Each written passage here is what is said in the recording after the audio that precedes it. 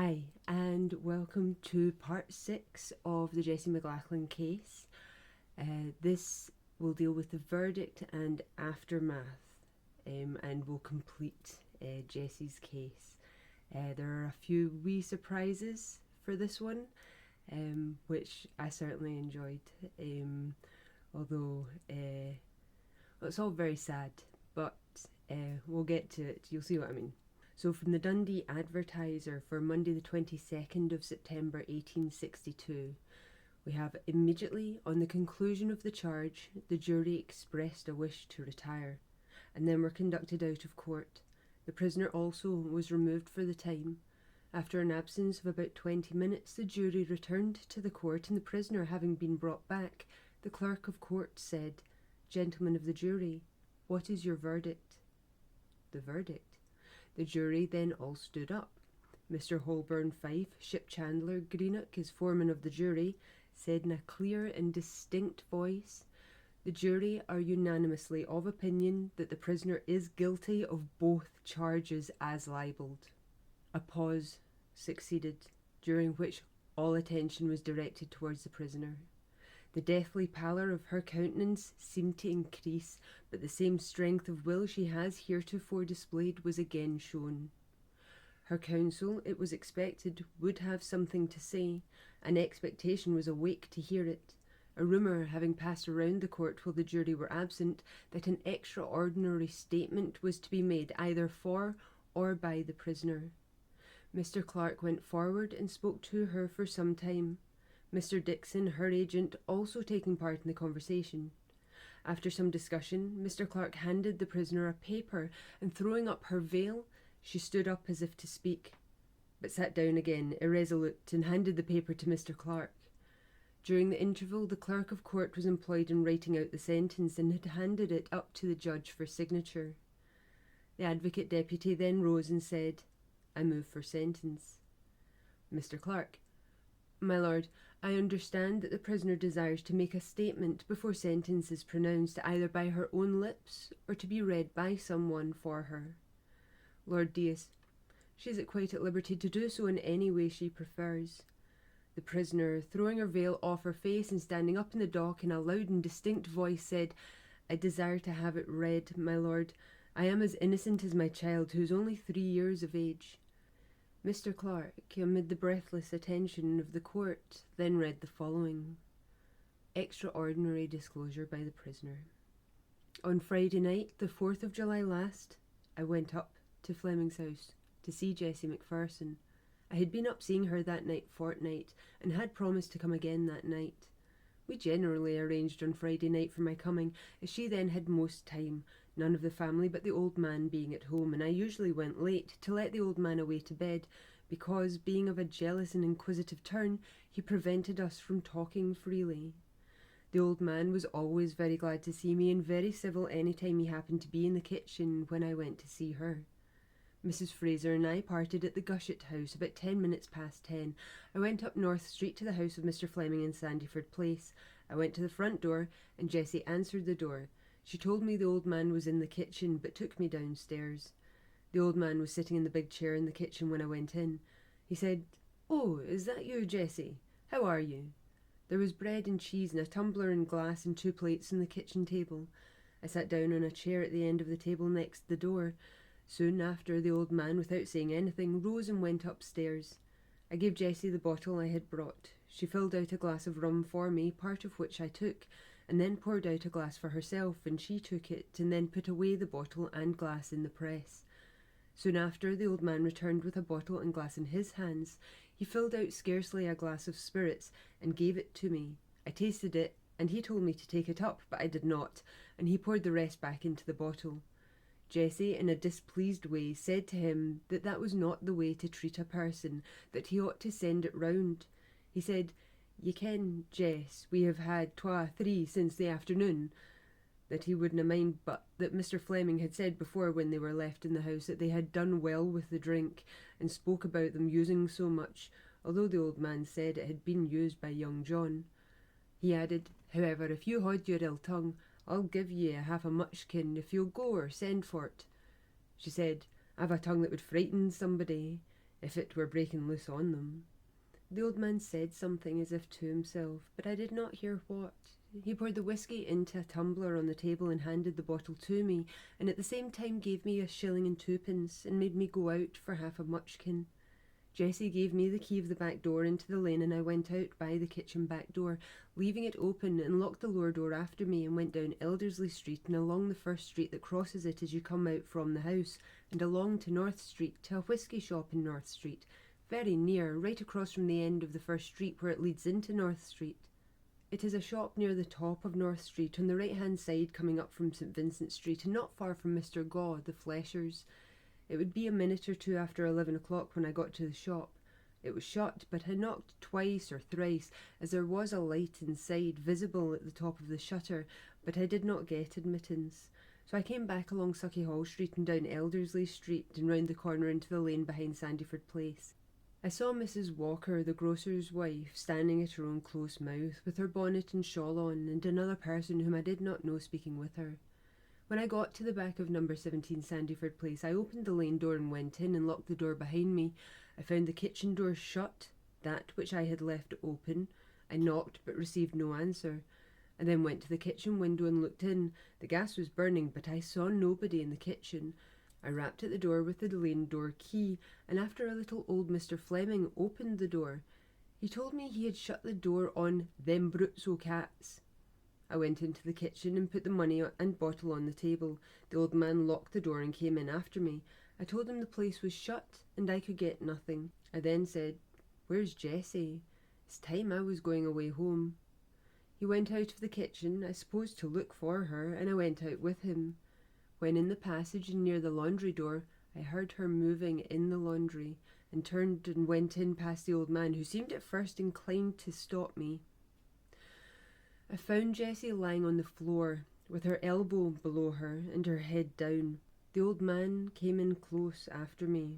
I went forward, saying, "God bless us, what is the matter?" She was stupid and insensible. She had a large wound across her brow, her nose was cut, and she was bleeding a great deal. There was a large quantity of blood on the floor. She was lying between her chest and the fireplace. I threw off my bonnet and cloak and stooped down to raise her head and asked the old man what he had done this to the girl for. He said he had not intended to hurt her, it was accident. I laid her hair all down, and she had nothing on but her poker and her shift. I took hold of her and supported her head and shoulders. I bade him fetch some lukewarm water. He went out into the kitchen. I spoke to her and said, Jessie, how did this happen?" And she said something I could not make out. I thought he had been attempting something wrong with her, and that she had been cut by falling. He did not appear to be in a passion, and I was not afraid of him. He came in again, bringing lukewarm water in a corner dish.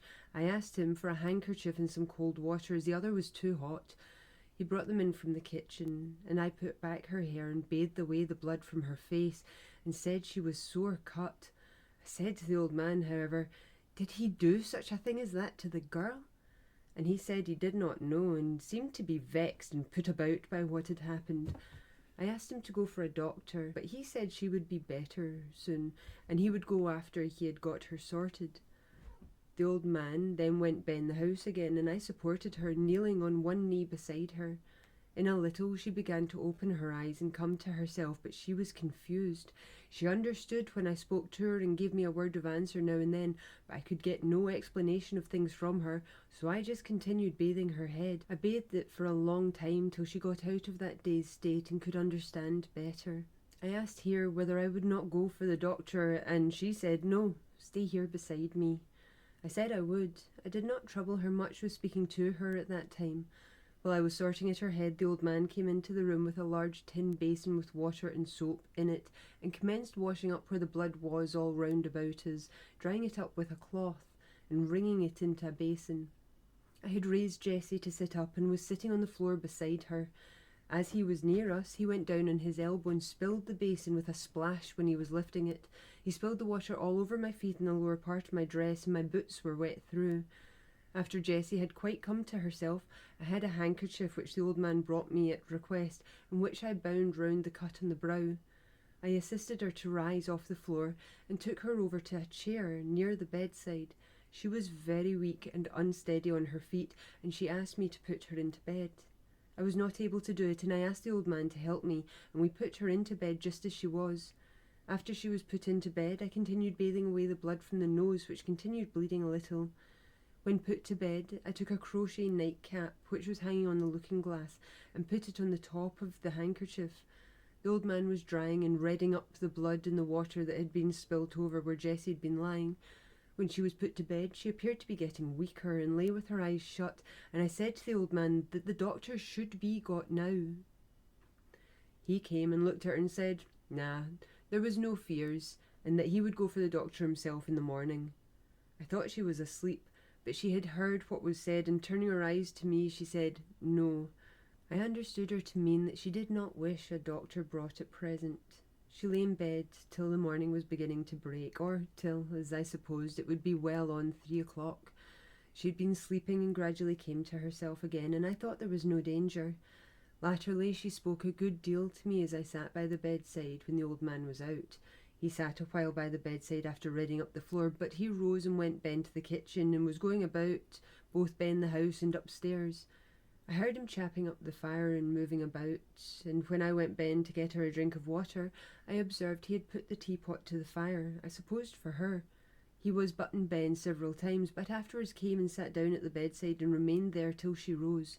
I was twice in the kitchen during this period, once when I went in for water to her, and once when I took my boots and stockings, which I took off after water was spilt in them, to the kitchen fire to dry. She told me that on Friday night, some weeks ago, there was a gentleman in the house who had remained all Thursday night in it and until the Friday afternoon when he left, and that old Mr. Fleming had conveyed him to the station. She said he was a friend, and she mentioned his name, but I can't remember it, and that the old man left with him at 4 o'clock on the afternoon of the Friday she spoke of, and that he did not return till 11 o'clock, when he was gane tipsy. He asked her to help him off with his coat, which she did when she went downstairs into bed. She said that between 1 and 2 in the morning he came down to her room, and in alongside her in the bed, and tried to use liberties with her. She made an outcry about it, and was angry then, and spoke to him next morning about it, and said she would tell his son, her master, that he begged her to say nothing about his having done so, or that he had come home the worse of drink, that unless for the drink he would never have done it, that there had been words between them ever since, that the old man was in terror in case it would ever come out about what she had told me, and that he had offered her money, but that for her own character she never went to tell Mr. Fleming upon him. But she said she was going to Australia at any rate, and that she was determined to make the old rascal pay well before she left, and she would make him pay for this too. She said that after I went out for the half-mutchkin, they had a great quarrel, and he was very angry because he had thought when she said that about her tongue breaking loose, she was hinting a threat to tell me. She said they had words on the same subject during the day, and when it began again on my going out, she left the kitchen to take off her stays, which were uneasy, and that she took them off and had her petticoats untied after that, when she was struck by him. She had given him some words on leaving the kitchen, and he was fighting and using bold language to her in the lobby after she was in the room, and she was giving it to him back while loosing her stays, and that when he was there and going to take them off, she went and shut the door to in his face, and that he came back immediately and struck her in the face with something and felled her. What I have stated was told me by Jessie during the time I sat with her. It was not told me all at once, but it is the substance of what she said. We did not speak on any other subject. She also asked me if she was badly cut, and I said she was, and she said when the doctor came in the morning she would need to tell him some story or other how she got it. I asked the old man once when he came into the room how he had ever allowed himself to be provoked to strike the girl after his own doings with her. He did not give me a direct answer, but just said it couldna be helped now, although he was very sorry, but he would make everything right to Jess and make up for it, as Jess very well knew. And if I would never mention what I'd seen, he would not forget it to me. I said it was a pity I had anything to do with it, and that I did not know what to do, as I had left my child without anybody in charge of it.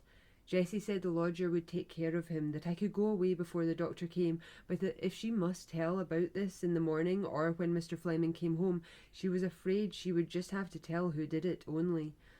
This was before the old man, who said no, "No, Jess, you'll no need to do that," and he begged me never to say anything about this matter, and he would put everything to rights. I said I had no occasion to speak of it, and promised never to mention it, and Jessie and he could take their own way. He would not rest content till I would swear it, and he went upstairs and brought down the big Bible with a black cover on it, and in presence of Jessie, he made me swear on the Bible, by Almighty God, that I would never tell man, woman or child anything I had seen or heard that night between him and Jess, and he said he would swear never to forget it to either her or me. He said that he would make her comfortable all her life. After this he sat at the bedside. About 3 o'clock, I would suppose it was, Jessie told him to go away ben the house. He said he was very well where he was. She told me she wanted to rise and make water, and she got up in bed. I told the old man to go away for a little, which he did, and I helped her out and assisted her. She said after she rose that she felt very still and cold, and if she could get Ben to the fire. I put a blanket round her and called to the old man, and he and I took her Ben to the kitchen. She walked Ben, assisted by us, but I think she could have gone herself. She sat down on the kitchen floor at the fire on a small piece of carpet. The old man, at my bidding, went Ben to the bedroom and brought Ben the pillow and bedclothes and put the pillow under her head and the blankets on her and tucked them in below her. Some time after that she fell asleep for a while, but wakened and complained that she was too near the fire and moved herself with our help, without rising from the floor to her feet away from the front of the fire, and turned herself so that she lay with her feet in towards the fire and her head further from it, and between the table and the press, or in that direction. She lay in this position for a good while. The old man was sometimes about the kitchen while I remained, and sometimes about the house. He was Ben in the bedroom more than once. After lying there in the kitchen a considerable time, Jessie got restless and uneasy and complained of feeling worse. I thought she was getting worse, and I brought her water. In a very short time, I would suppose at this time it would be between 4 and 5, she got worse very rapidly, and she said to me to go for a doctor. With that, I drew on my boots and went into the bedroom and threw on the merino dress which was hanging there over my own, as it was all wet and draggled, and I put on my cloak and bonnet. As I came out of the bedroom, the old man was coming down the stairs, and I said to him that Jessie was very ill and I was going for a doctor. Where would I go to? He said he didna ken where any doctor lived near, but wait a minute till I see how she is.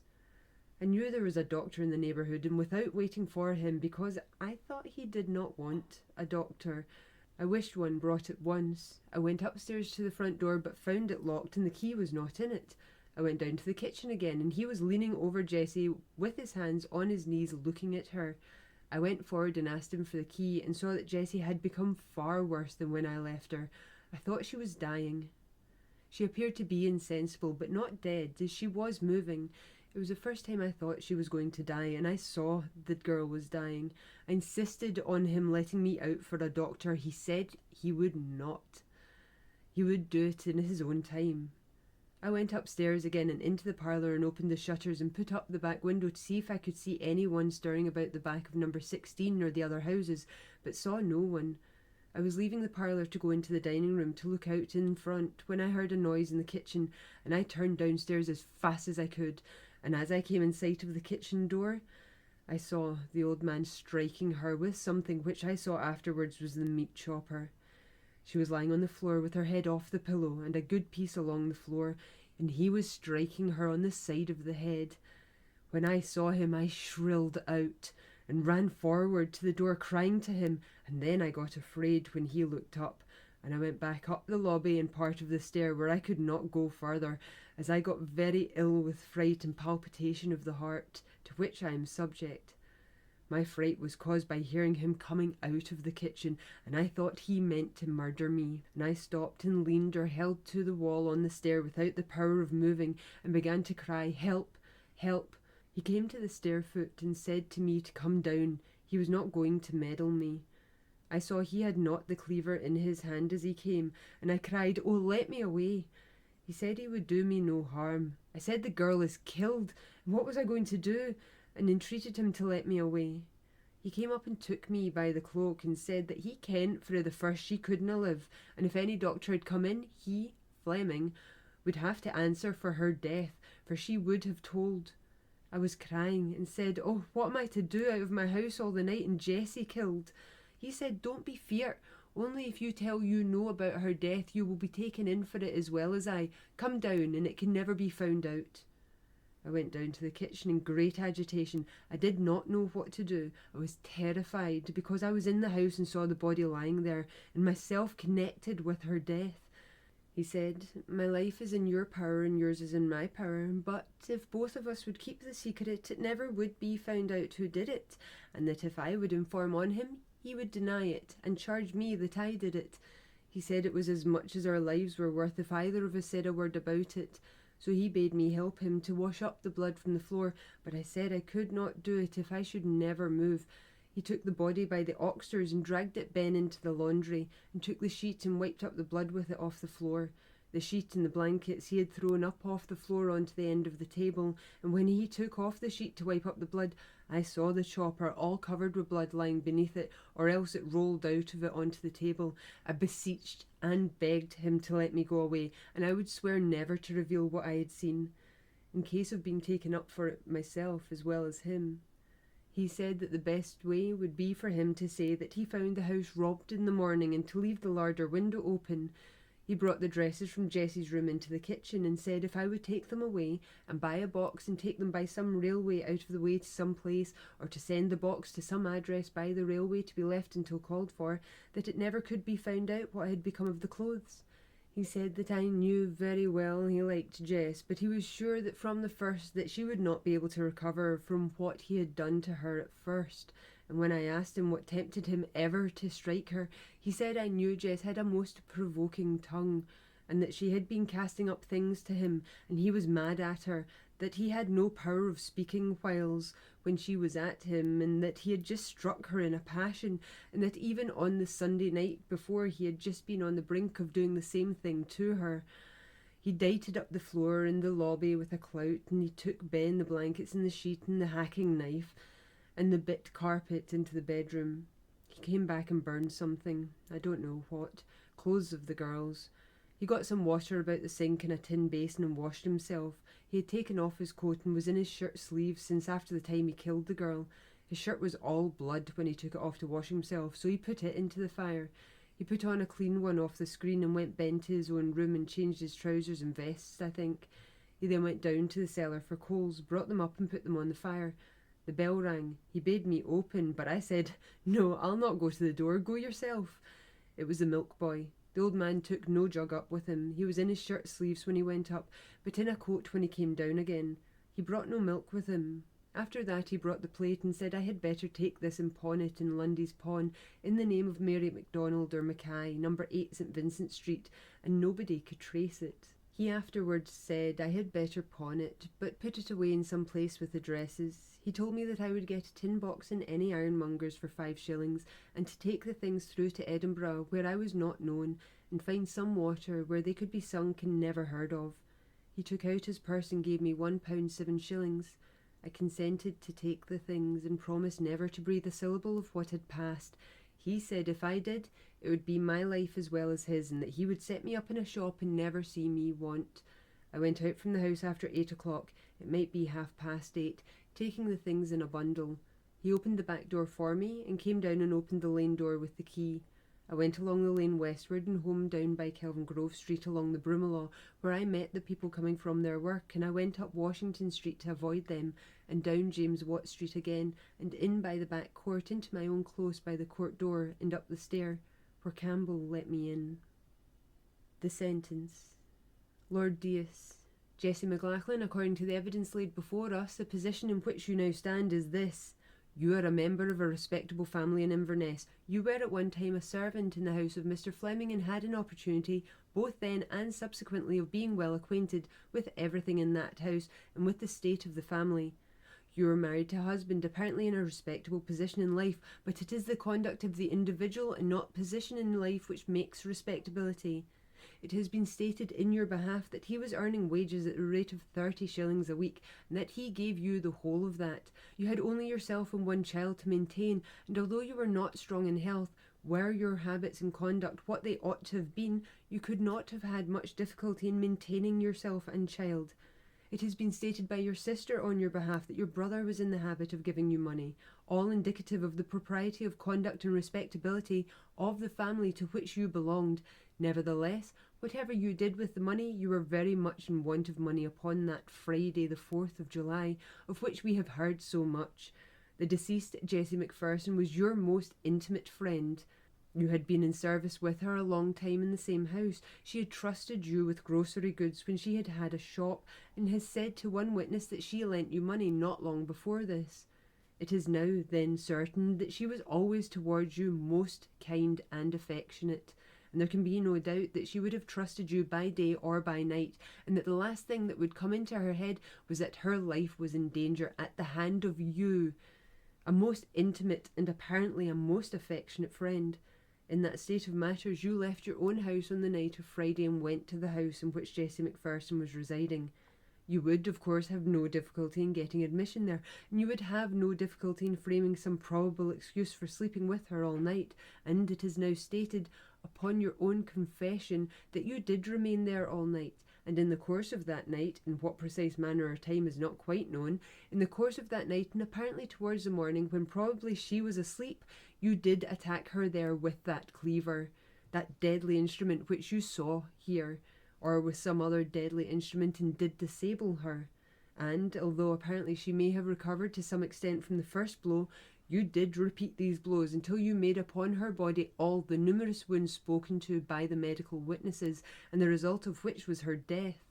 Whether you did it in the bed or in the kitchen, whether partly in the one or partly in the other, whether after you had disabled her in bed she had so far recovered as to struggle into the kitchen, and you there continued your bloody work and dragged her body back to that room after she was disabled, we know not, but we do know this, according to the evidence before us, that upon that night you did most barbarously and most cruelly murder that unsuspecting woman who believed you up to that hour to be the best friend she had in the world.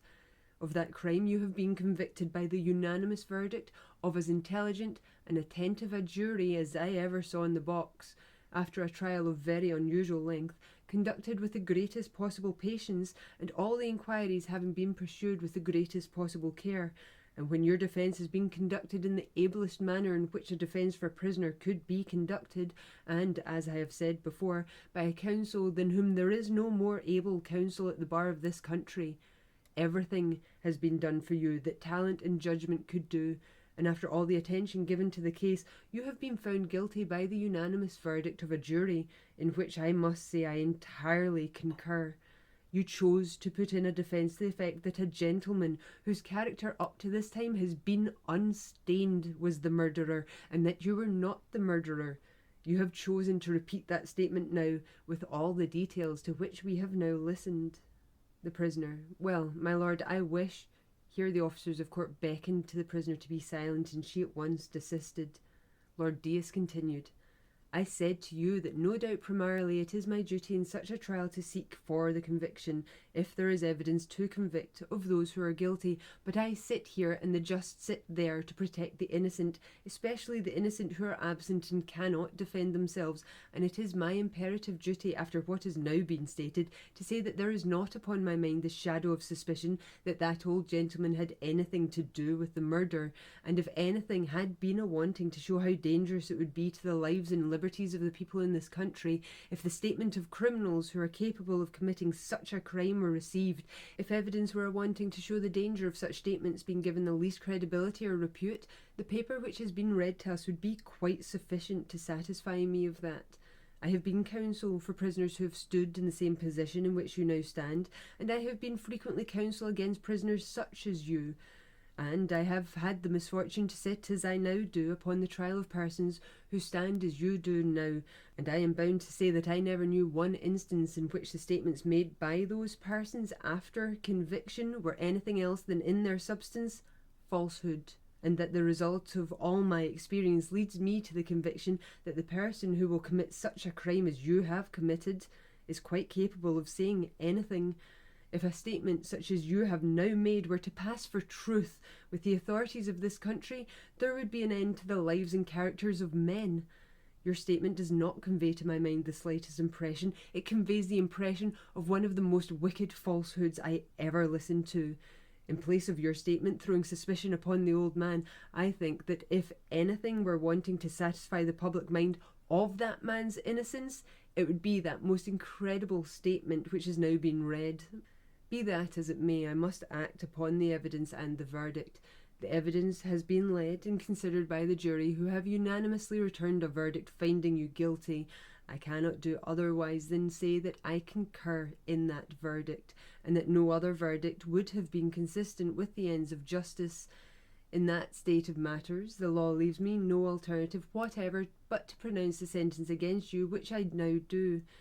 His lordship then, having assumed the black cap in the usual form, sentenced the prisoner to be executed on Saturday, the 11th day of October, between the hours of 8 and 10 o'clock a.m. The prisoner, who had listened to his lordship throughout with strained attention, though weeping silently, then quitted the dock without any expression of feeling. The Caledonian Mercury for Monday the 22nd of September 1862 adds some details.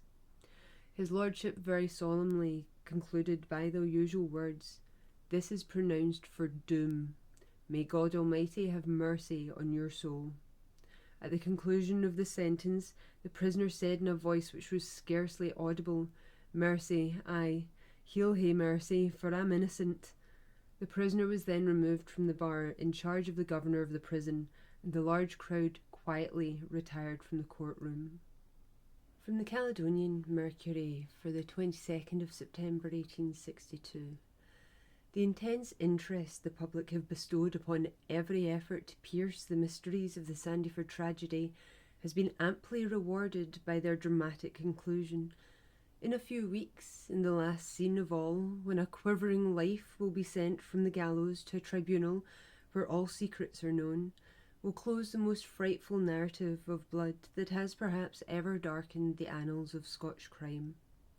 The newspapers failed, after the most laudable efforts, to satisfy the public craving for light.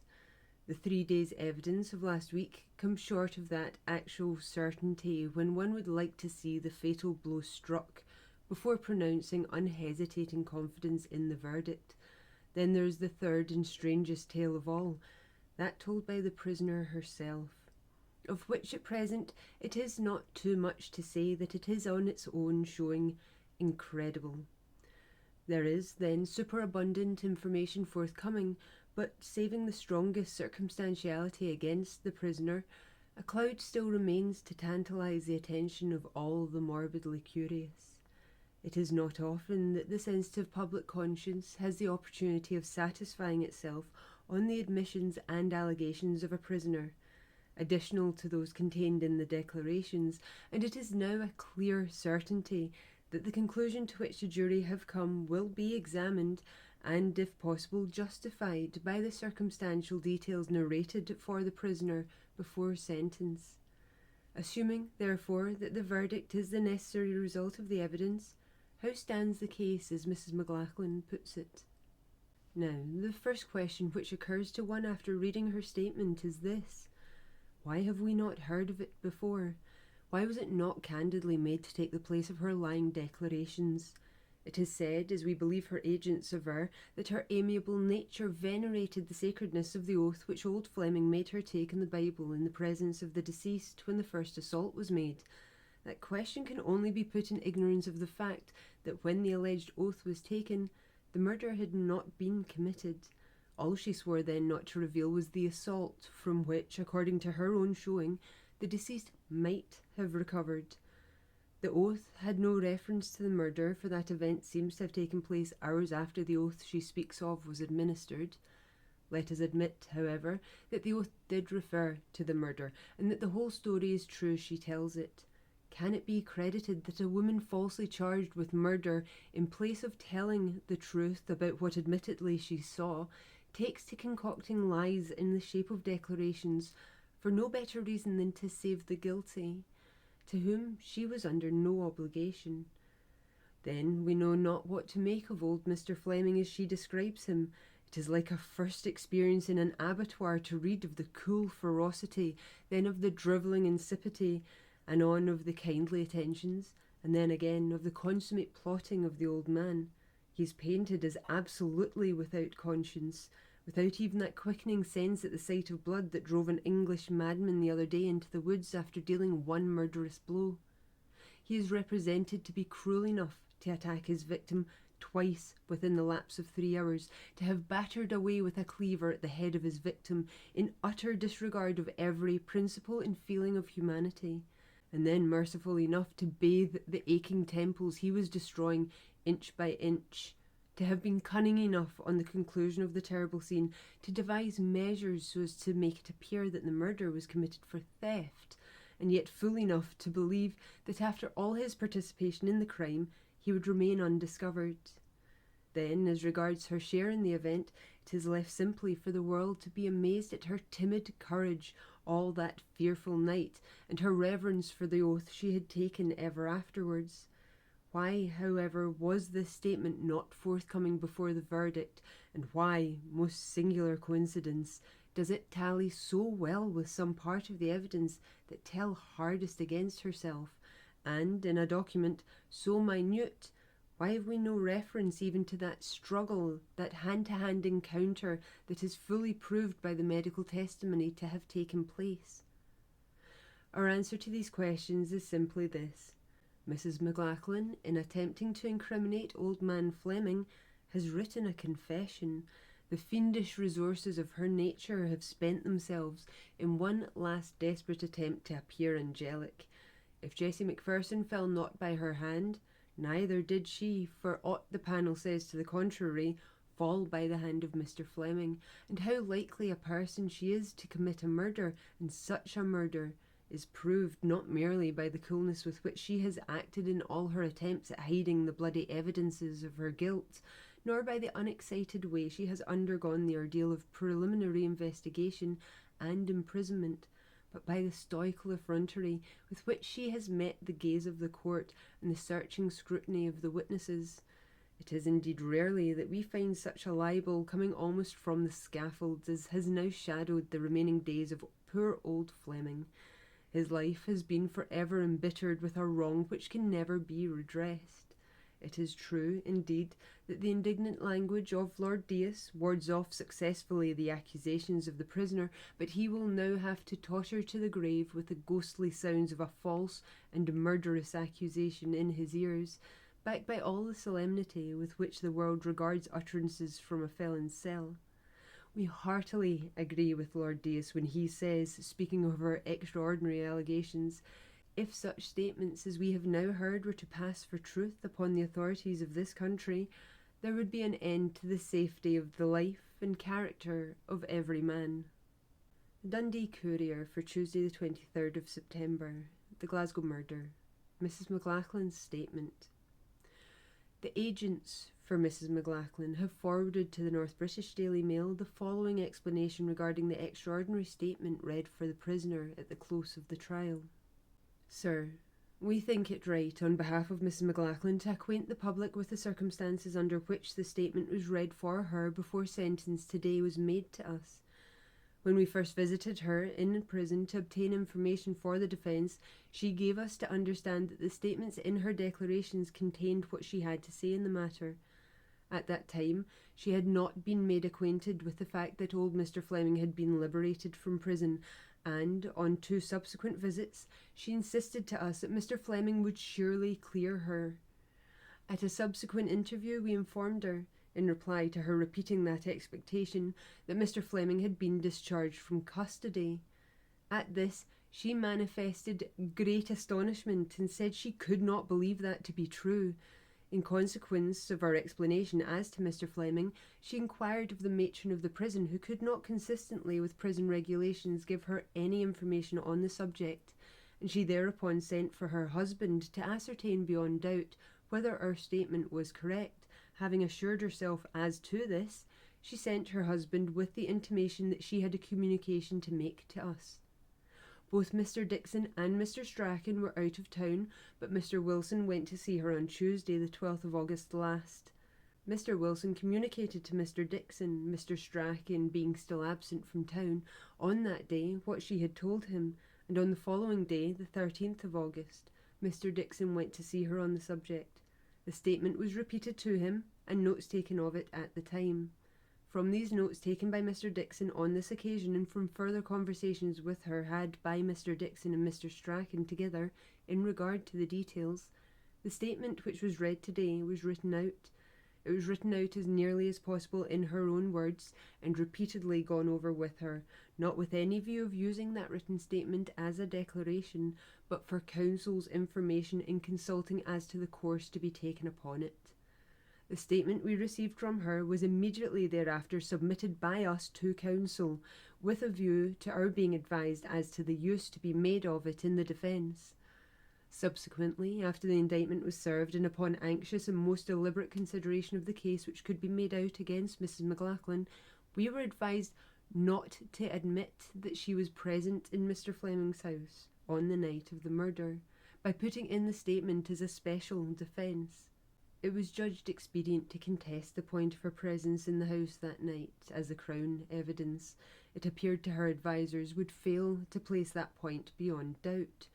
It was in consequence of this decision, based upon the feeling that, in an issue of life or death, no admission, especially one of such vital importance, should be volunteered by the defence, that the statement was not made use of at the commencement of the trial. Mrs. McLachlan sent for her counsel and agents and expressed to them her desire and determination that the statement should be made in open court, and she wished, if it could not be read for her, to make the statement with her own lips. The statement was accordingly read for her, and counsel's copy of it, signed by herself, was thereafter lodged in the hands of the clerk of court. We are, etc., J. A. Dixon, John Strachan, and W. M. Wilson, September the 20th, 1862. The press on the trial, from the Daily Review. This morbidly inquisitive old wretch, who was always nosing his servants and was known to be specially inquisitive about Jessie, finds on the Saturday morning that Jessie is not to be seen, and allows 3 days to elapse, under most suggestive circumstances, without making the least inquiry about her. Does this tally with the man's character, even as laid down by Lord Deas? Was the man who could not let a girl go to the back door or the lane without being immediately after her likely to allow 3 days to elapse without making any inquiry whatever as to the whereabouts of Jessie McPherson? It is not in human nature to do so. It was certainly not in his nature. He accounted for the fact of his not making inquiry very differently on Wednesday when, under Mr. Clarke's cross-examination, he allowed an admission to be wrenched from him never alluded to by Lord Deas. "Why did you go to the door?" asked counsel, "to open it when the milkman came, and why did you not leave Jessie to open it on that Sunday morning?" Let the reader ponder the answer and consider whether it was not the true answer, and especially let him consider whether it is most reconcilable with the assertion of Fleming himself that he had no idea what had become of his servant, or with the awful statement of Mrs. McLachlan. The Daily Mail italicises the answer, which was given in these remarkable terms, never alluded to by Lord Deas.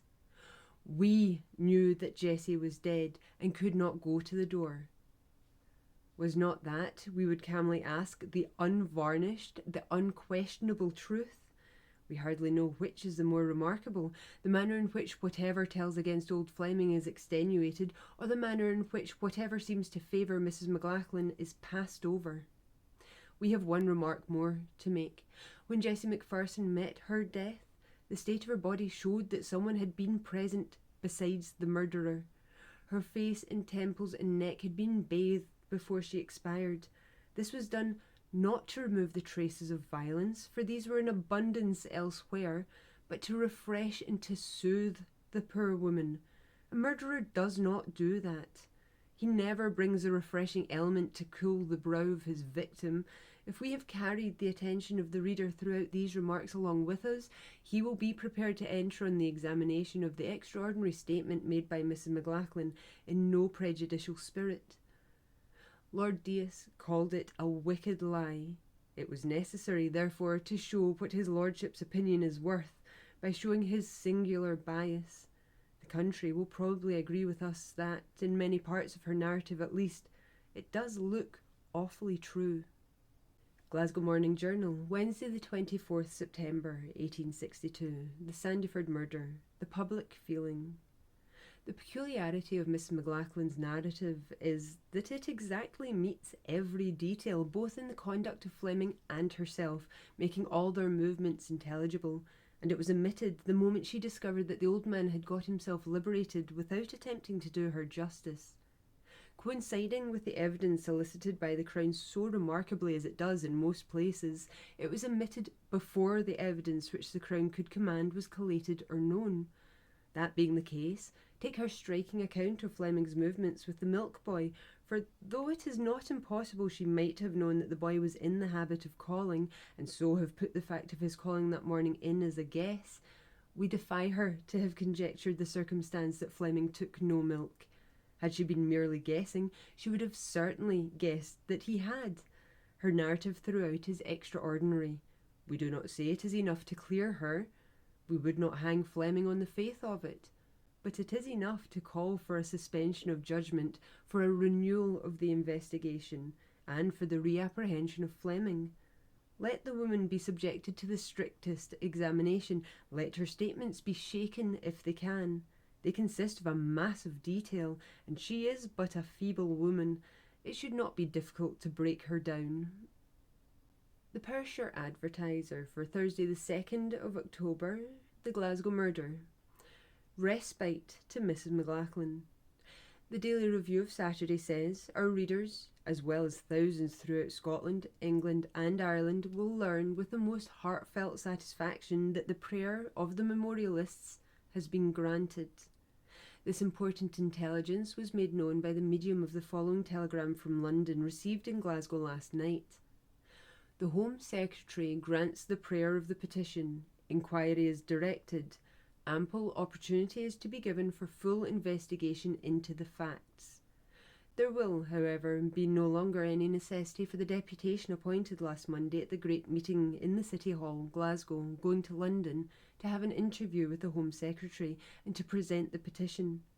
Nor is it necessary for any more petitions to be sent up to London praying for a reprieve. The examination into this case still continues. We believe that little or no light has been as yet thrown upon it by the investigation, in which we understand the Crown agent was engaged yesterday. Letter to the Queen. The Peterhead Sentinel says, we are glad to be able to inform your readers that the principal facts in connection with the late Glasgow trial and the condemnation of Miss McLachlan have been laid before Her Majesty.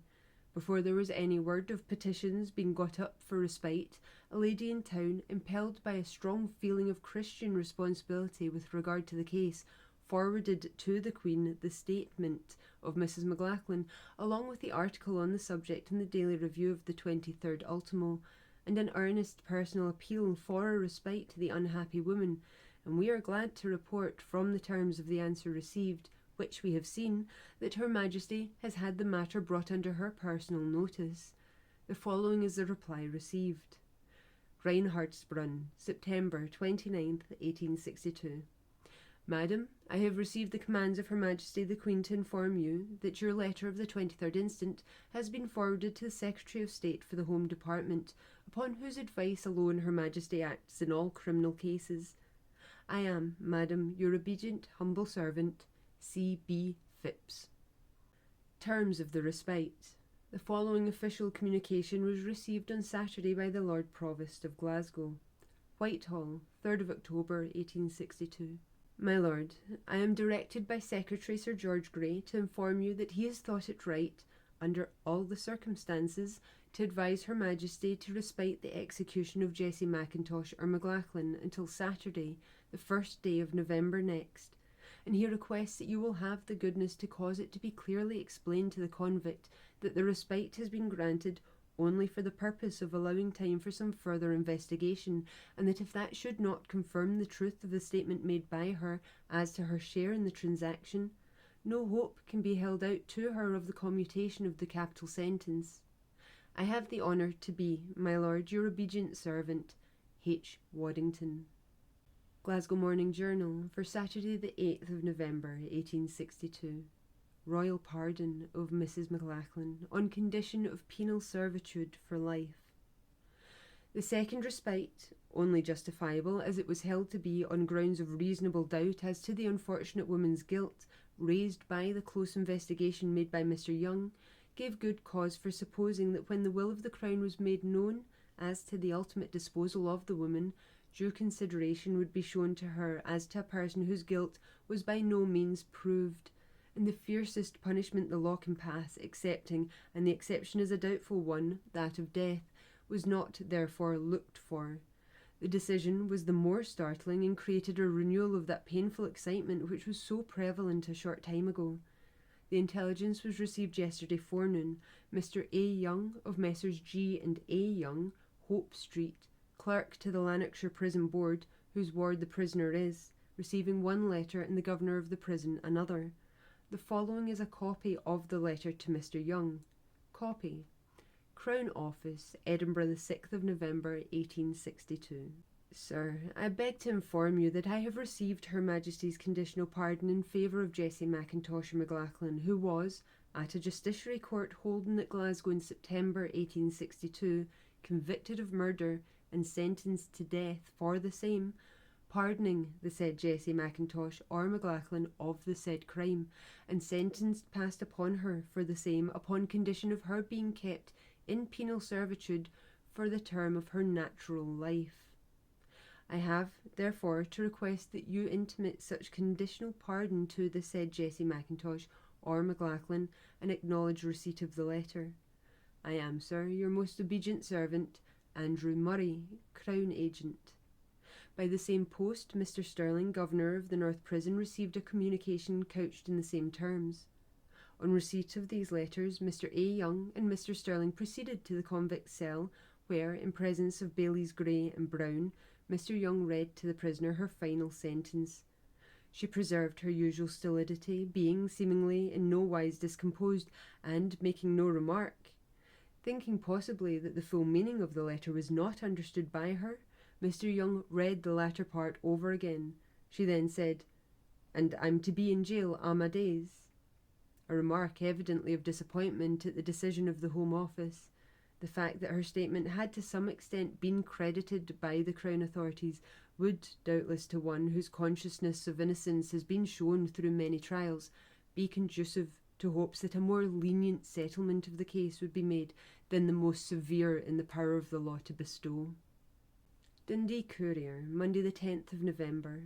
The same evidence, the same inference and insight which enabled the Home Secretary to reach the conclusion that Mrs. McLachlan was a secondary agent of the Sandyford murder, must, in the very nature of the case, bring home conviction to the prime mover and perpetrator of the crime. It seems to us, therefore, that a warrant for the apprehension of James Fleming, on a charge of murder, if still competent in law, is in point of reason the inevitable consequence of Mrs. McLachlan's penal servitude for life. There is, of course, another interpretation of the decision of the Home Secretary. It may be said that he has not entered into the natural logic or the legal bearings of the case at all, but has simply struck out a medium course, quod the disposal of Mrs. McLachlan, by which he hopes to appease public opinion and to cover up what is undoubtedly an ugly and disagreeable incident in the administration of justice.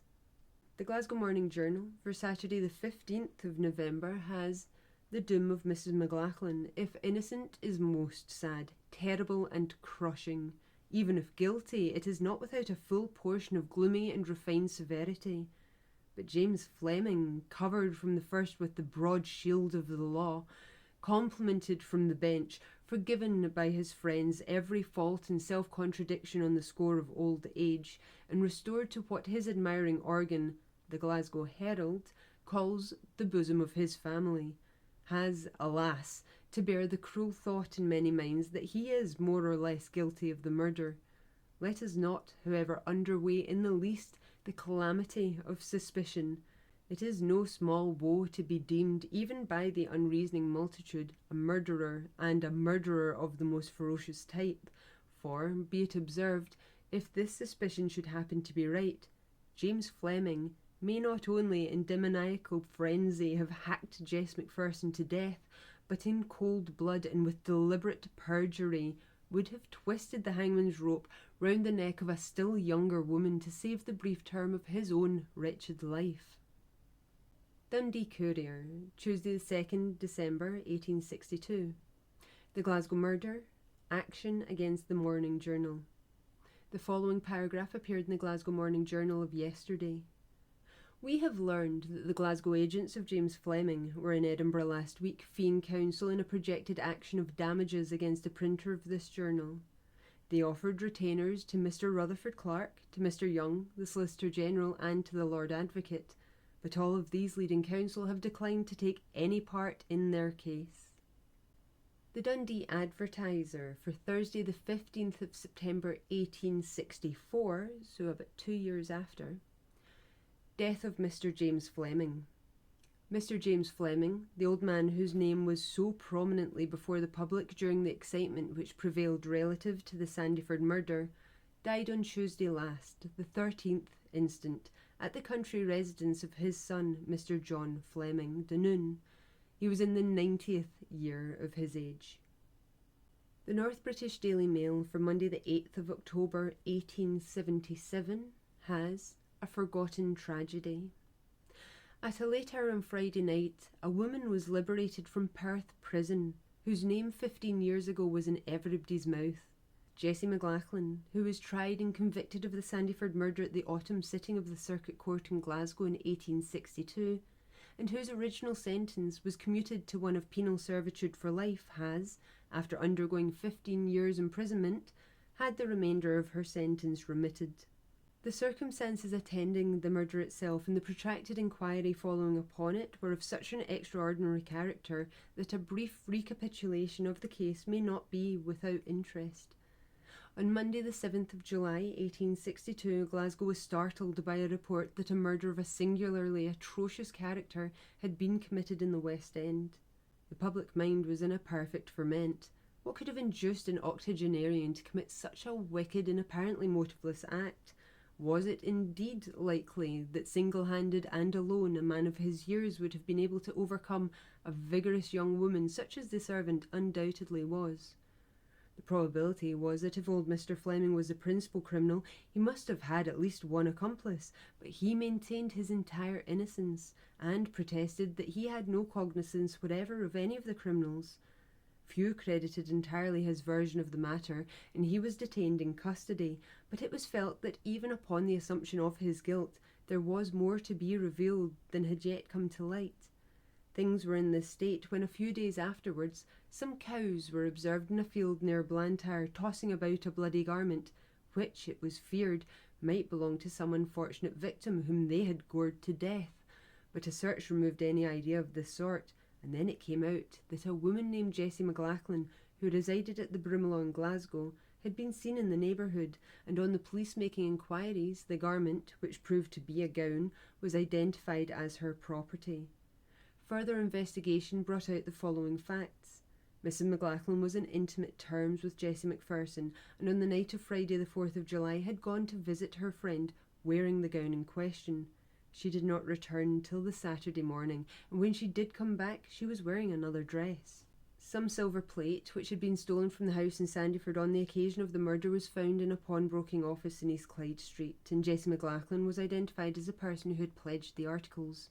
She at first denied having been near Mr. Fleming's house on the night in question, but the prima facie case against her outweighed her assertions, and she was taken into custody, a step which was followed by and by the release of old Mr. Fleming. This latter sentiment and a strong feeling of discontent was aroused in large sections of the community, which instead of diminishing, grew more intense as the day of trial approached. The great feature of the trial was the examination of old Mr. Fleming, who stoutly adhered to his original story. He admitted hearing a squeal about 4 o'clock on Saturday morning, but it had not occurred to him to inquire the cause of it, or afterwards to connect it with the non-appearance of his servant. Though so old, dotage could scarcely be pleaded to account for this strange conduct, for he was sharp enough to collect and give receipts for the rents of several properties. In addition to such inexplicable conduct, it was shown that on the shirts which he had put past there were spots of blood, and a garment stained with blood was found in his room. but he maintained that his version of his conduct was the true one, however strange it might appear to other people. The circumstances already stated were proved against Jessie McLachlan, along with others, which left no doubt of her being at least accessory after the fact, and, after a trial which lasted 3 days, the jury brought in a verdict of guilty as libelled. When called upon to state whether she had anything to say in arrest of sentence, her counsel on her behalf read a most extraordinary statement. Lord Deas characterised it as a tissue of falsehoods, and pronounced sentence of death in terms that left no hope of mercy. It is impossible for anyone who did not witness it to conceive the excitement in Glasgow consequent on the trial and sentence of death. A petition which received an enormous number of signatures, comprising the names of people in every rank in life, was got up, praying the Home Secretary to institute an inquiry into the truth of the prisoner's statement. It seemed, in the result, as if the excitement of the Glasgow populace had communicated itself to the Home Office, for Sir George Grey not only granted a respite, but, setting every known form of procedure in such cases aside, issued a commission to Mr. George Young, now Lord Young, to take evidence in secret as to the truth of the statement made by the prisoner after her conviction, and as the only point of importance in it was that old Mr. Fleming, and not she, was the principal in the crime, it was evident that a remission of sentence following upon this inquiry would be tantamount to fixing the guilt indirectly upon him in the estimation of the Secretary of State. Indeed, it was plainly said by Sir George Grey that the respite was not to be followed by a commutation unless the secret inquiry confirmed Mrs. McLachlan's statement.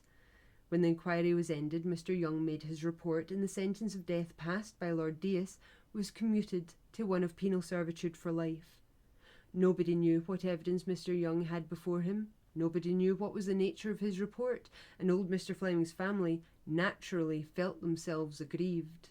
They represented the unfairness of the proceedings to the Home Office, calling attention to the conditions upon which the inquiry had been granted, the fact that the inquiry was virtually a trial of Mr. Fleming as well as Jessie McLachlan, and that it was not fair to fix thus indirectly a stigma upon an old gentleman upon evidence which neither he nor anyone for him had a chance of sifting. But the Home Office declined to move further in the matter, and so Jessie McLachlan went away into penal servitude, and old Mr. Fleming lived on for a few years more at liberty, when he died without making any sign.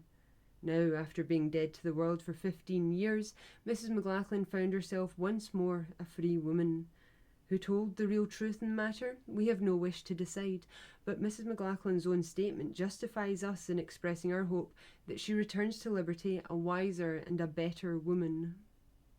John O'Groat Journal, Thursday 25th of October 1877. To the editor of the John O'Groat Journal, Jessie McLachlan interviewed. Such was an intimation on a poster of an Edinburgh journal the other day. The party referred to is Mrs. McLachlan, once resident in Glasgow, and who had been a servant with a mercantile man in that city, a Mr. Fleming. On a certain night the woman went to the house of her old employer, who was absent, and here she joined in a sort of fete, at which a fellow servant of old, and an old man, James Fleming, father of the master of the house, was present. The servant was then atrociously murdered, and the body concealed in the house. The judge was keen against the prisoner and pronounced the statement which she emitted at the bar to be a tissue of falsehoods.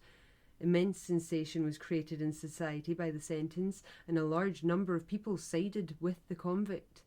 The words of the judge already quoted were held blameworthy, if not truculent. A judge should never conduct himself so as even to seem a partisan, and should never insult the prisoner by immediate, imminent accusation. Nor did the judge know but that all the declaration which to him seemed false was literally true. Much diffidence is at times due in dealing with the unexpected, nor were there wanting some who thought that the lowly position in life of Miss McLachlan went against her at the trial. Mr. Dunlop, MP for Greenock in the House of Commons, instanced several facts which rendered the conduct of old Fleming on the night of the murder, to say the least of it, very suspicious. The man also experienced once and again instances of popular hate, a very suspicious test, however, of truth or innocence, and it is but due to him to say that on his deathbed he appeared really to deny all participation in the deed of blood. Numerous petitions were presented on behalf of the convict, and so large was the sympathy excited on her behalf that it was said 2 regiments of soldiers would be requisite in order to enable the executive to carry out the law. In the press, the woman was hotly, and as if with the venom of a personal hate, denounced by the Glasgow Herald, as she was as warmly befriended by the Daily Review. Finally, the convict was respited, with of course the alternative of lifelong detention. So Miss McLachlan was removed to Perth prison as her ultima domus, but she still had sympathy without, and when something like an attempt was made to get a confession out of her, an effective interference was made on her behalf. If guilty, Miss McLachlan deserved death. If innocent, her sufferings have been very heavy. Captivity, the severance of domestic ties, and despair of the present life as respects home amenities, one sister having lost her reason, another having gone to America along with her husband, whatever that means. The crime is one of the darkest mysteries of our day. Mrs. McLachlan had better now betake herself to some quiet form of industry and avoid all sorts of publicity. She should be let alone, and it is wrong for members of the press or others to attempt to draw her out.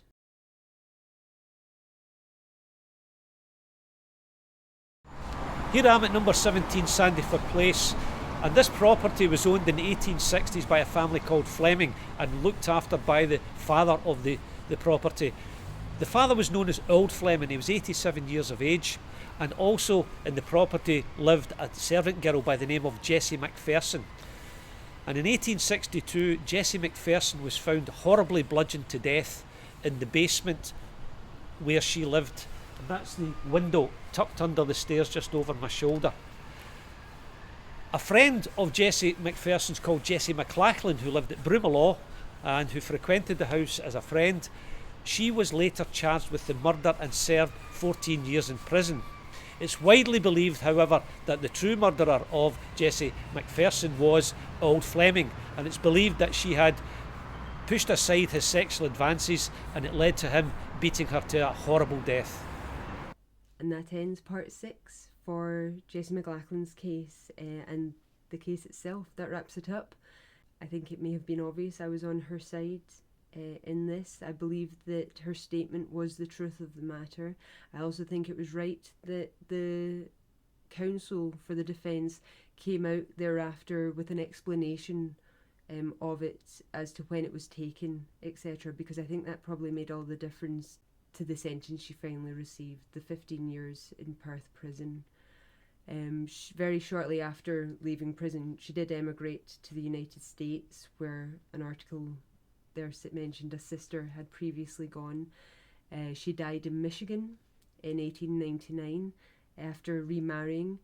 I'm not really sure what happened to her previous husband, Mr. McLachlan, or her son, who was 3 years old at the time. It doesn't mention that she ever had any contact with them again. Perhaps he divorced her upon the sentence having been made against her. So she really suffered for just the chance that she'd gone to see her friend that night. I wonder how it would have gone had she not made arrangements to visit her friend Jessie McPherson that night. I wonder if the murder might still have happened, and whether James Fleming may have tried to take exactly the same path, but he wouldn't have had anyone to blame. There would have been no one to blame. He wouldn't have been able to give the plate to anybody. I wonder how that would have gone. The next case that we'll move on to will be that of Dr. Edward William Pritchard, which, yeah, that's quite the doozy. So we may see you for it. Take care.